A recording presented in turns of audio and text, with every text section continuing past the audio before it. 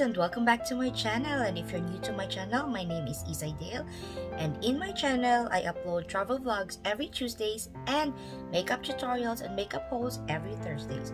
So if you like my content, please do click the subscribe button and click the notification bell to keep you updated on my latest video. And don't forget also to like this video before you leave.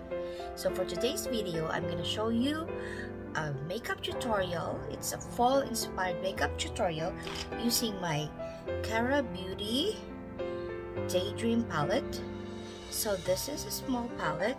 It is a 8 shade palette. It comes with a mirror, and this is the shade.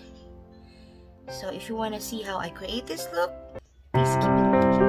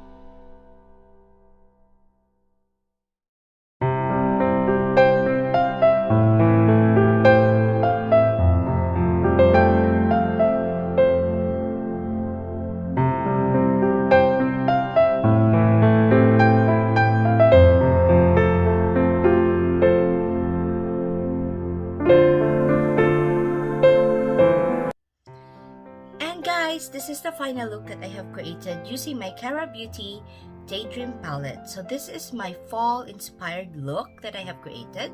So let me know in the comments down below what you think about the look, and let me talk to you about and a quick review and swatch using this palette.